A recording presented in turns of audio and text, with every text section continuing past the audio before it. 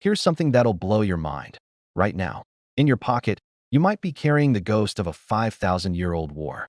A war so old, so fundamental to human civilization, that it's literally shaped the borders of nations, sparked revolutions, and crashed entire economies. And the craziest part? This war is still happening. Right now, as you watch this video. I'm talking about silver versus gold. The 5,000-year cage match for the title of real money. And by the end of this video, you're going to understand why this battle matters more today than it has in over a century. Let's dive in. Our story begins in ancient Mesopotamia, around 3000 BCE. Humans had just figured out this revolutionary concept called trade, and they quickly ran into a problem. See, if you're a chicken farmer and you want a new clay pot, but the potter doesn't want chickens, you're stuck. You need something everyone wants. Something universal. Enter precious metals. Now, here's where it gets interesting. Gold and silver weren't chosen randomly. They had very specific qualities that made them perfect for money. Number one, they're rare enough to be valuable, but not so rare that nobody can find them. Two, they don't rust or decay. A gold coin from 2000 BCE still looks pretty good today. Three, they're divisible. You can melt them down and reshape them into any denomination. Four, they're portable, unlike, say, a house or a cow. And five, they're universally desired. Every culture on Earth looked at these shiny metals and thought, yeah, I want that. But here's the thing that most people don't realize. For most of human history, silver and gold weren't competing. They were partners. They worked together in what historians call a bimetallic system. Think of it like this. Gold was the $100 bill. Silver was the $5 bill. You needed both. Gold for big transactions, buying land, paying armies, settling debts between kingdoms. Silver for everyday stuff, buying bread, paying wages, purchasing goods at the market. In ancient Rome, a day's wage for a laborer was about 1 silver denarius. That's roughly equivalent to $50 today. You weren't going to pay that with a gold coin worth several months of wages. You needed silver for the economy to actually function. And for thousands of years, this system worked. The Roman Empire, the Chinese dynasties, the Islamic caliphates, medieval Europe, they all used gold and silver together, usually at a ratio of somewhere between 12 to 1 and 15 to 1, meaning 1 ounce of gold was worth about 12 to 15 ounces of silver. But then, something changed. 1545, Potosi, Bolivia. Spanish conquistadors discover something that will fundamentally alter the global economy. The largest silver deposit in human history. We're talking about a mountain, literally called Cerro Rico, the rich mountain, that was basically solid silver. Over the next 200 years, the Spanish would extract an estimated 41,000 tons of pure silver from this one location. To put that in perspective, this one mine produced roughly 80% of the world's silver during its peak. It was so valuable that the Spanish literally built an entire city around it, at 13,000 feet elevation, in freezing temperatures, in the middle of nowhere. At its height, Potosi was larger than Paris or London. But here's where economics gets brutal. When you suddenly flood the market with that much of anything, its value crashes. The gold-to-silver ratio started shifting. Silver became less valuable relative to gold, and this caused absolute chaos. Historians call this the price revolution. In Spain, prices increased by 400% in less than a century. The Spanish Empire, despite literally having a mountain of silver, went bankrupt multiple times because they inflated their own currency into near worthlessness. And this didn't just affect Spain. Chinese merchants stopped accepting silver at the old rates. European governments scrambled to revalue their currencies. Global trade patterns shifted. One silver mine changed the entire world economy. But this was just round one. Over the next few centuries, the battle intensified. Different countries picked sides. Britain gradually moved toward a gold standard. France tried to maintain both metals. The United States went back and forth like a ping-pong ball.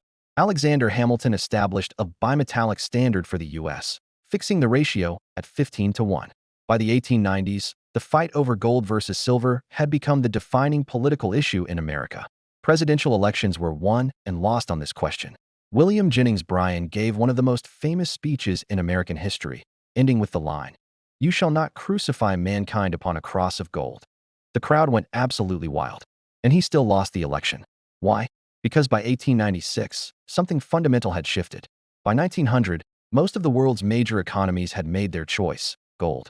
Britain, Germany, France, the United States. One by one, they abandoned silver or relegated it to secondary status. The era of the classical gold standard had arrived. And for a while, it seemed like gold had won. International trade flourished. Currencies were stable. You could hold a British pound note and know exactly how much gold it represented. But then came World War I, and everything fell apart. Countries needed to print money to fund the war effort. The gold standard became inconvenient, so they suspended it. Temporarily, they said. They tried to bring it back in the 1920s. It didn't work. The Great Depression killed it completely.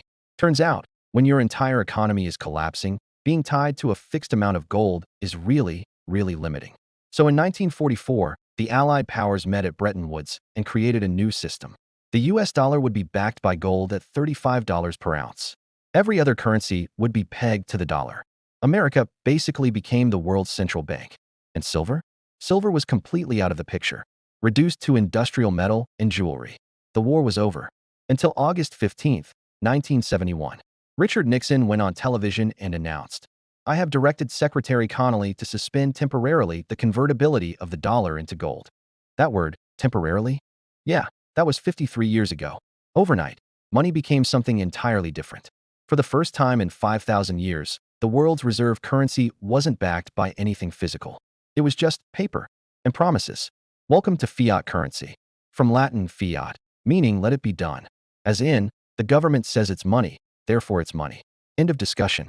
And boy, did governments take advantage. The US money supply has increased by over 900% since 1971. The dollar has lost roughly 86% of its purchasing power. In 1971, the median home price was $25,000. Today, over $400,000. Minimum wage was $1.60. Today, it's $7.25 federally, but that $1.60 in 1971 silver quarters? Still worth about $1.60 in purchasing power. Which brings us to today, and the plot twist that nobody saw coming. So gold won the 5,000-year war, right? It became the standard, the king, the ultimate store of value. But silver had other plans. While gold was busy being pretty and sitting in vaults, silver went out and got a job. Actually, thousands of jobs.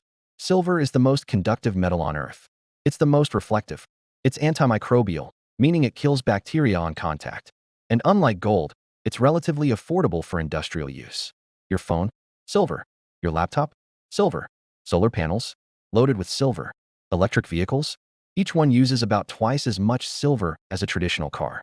Medical equipment, water purification, photography, mirrors, batteries, silver is everywhere. Today, roughly 60% of silver demand comes from industry. We're not just hoarding it anymore. We're consuming it, using it up. And here's the kicker. For the past several years, the world has been using more silver than it mines.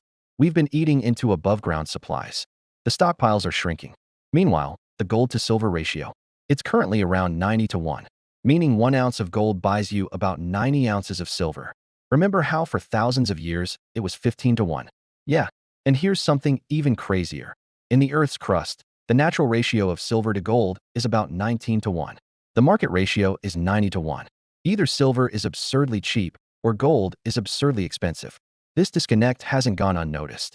In 2021, retail investors coordinated a silver squeeze, trying to buy up physical silver and expose what they believed was price manipulation in paper silver markets. Coin dealers ran out of inventory. Premiums skyrocketed. The price of silver jumped 15% in 3 days. And then it came back down. The paper markets absorbed the pressure. The squeeze fizzled. But it revealed something important.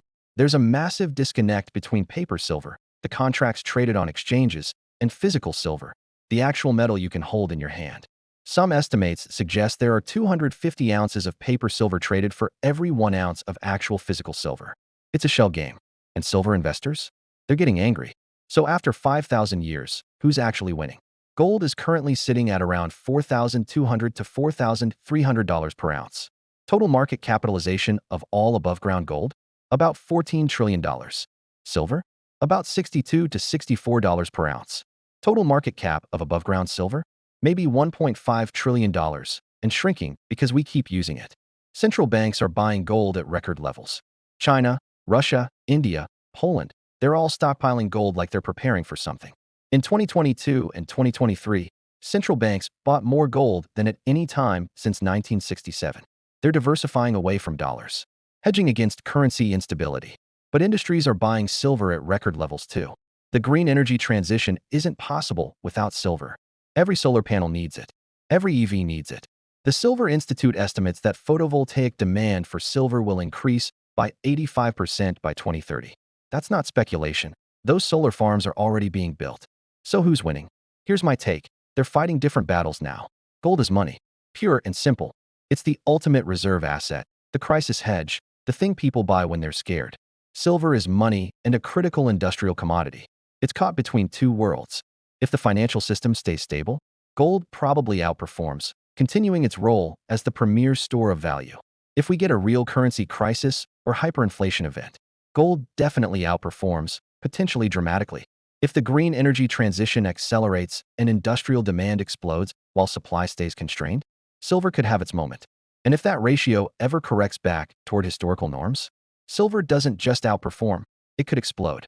But here's the thing, both metals are volatile. Both can drop 30% in a bad year. Neither pays dividends. Neither is a get-rich-quick scheme. And despite what some people on the internet will tell you, neither one is going to moon tomorrow and make you a millionaire. They're insurance. Portfolio diversification. A hedge against the crazy experiment in fiat currency that we've been running since 1971. For 5,000 years, silver and gold have been locked in this battle for monetary supremacy. Empires have risen and fallen based on which one they chose. Today, we live in a weird moment in history. For the first time ever, neither one is officially money. Governments have moved on to pure fiat currency, digital numbers and computers, but central banks haven't forgotten. They're still hoarding gold, still treating it like money, even if they won't admit it publicly. And industries haven't forgotten silver. They're consuming it faster than we can mine it, betting trillions of dollars on technologies that depend on it. Meanwhile, a whole new competitor has entered the arena, cryptocurrency. Digital gold, some people call it. Though whether Bitcoin can actually compete with 5,000 years of human monetary tradition remains to be seen. The battle isn't over. It's just evolved. Gold is still the king of crisis hedges. Silver is the scrappy underdog with industrial superpowers. And both of them are sitting there, waiting patiently, while our experiment with paper money plays out. So the next time you see a silver quarter or a gold ring, remember, you're looking at the survivors of a 5,000-year war. And that war? It's far from over. If you enjoyed this deep dive into monetary history, hit that like button and subscribe for more content on economics, history, and how the world actually works. Drop a comment below. Are you team gold, team silver, or team? I'll stick with my dollars, thanks. I read every comment. Thanks for watching. I'll see you in the next one.